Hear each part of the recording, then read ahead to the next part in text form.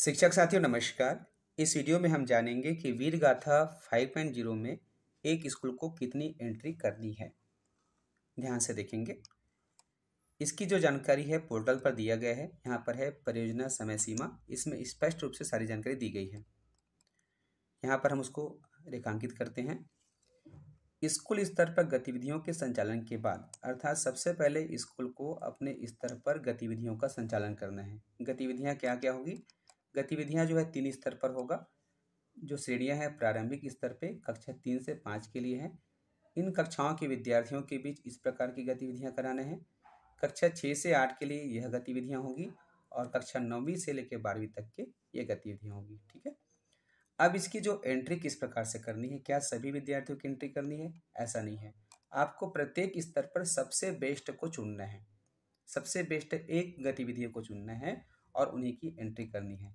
जैसा कि देख सकते हैं यहाँ पर लिखा हुआ है,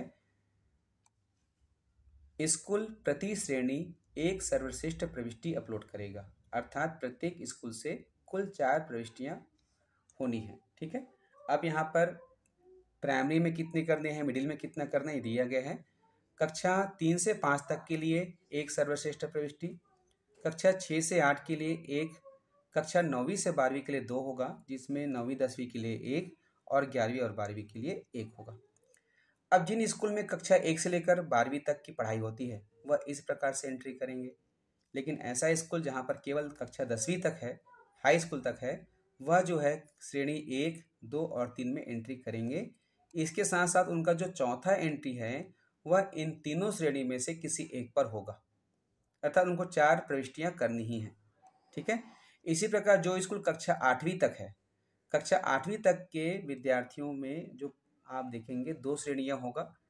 3 से 5 एक श्रेणी और 6 से 8 2 श्रेणी। इन दोनों में एक एक सर्वश्रेष्ठ प्रविष्टि तो जमा करना ही है।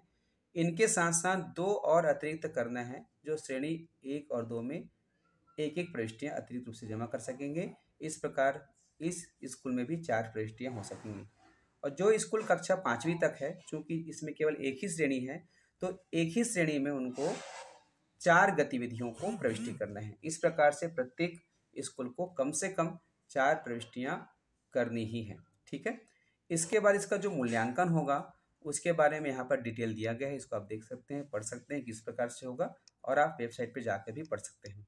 आगे की वीडियो में हम बात करेंगे कि विद्यार्थियों को किस प्रकार से जो है भाषण लिखने के लिए गाइड करना है, किस प्रकार से कविता लिखने के लिए गाइड करना है, ताकि जब उसका मूल्यांकन हो तो उसे अधिक से अधिक नंबर प्राप्त हो सके और वह इस प्रतियोगिता में अपना बेस्ट परफॉर्मेंस दे सके।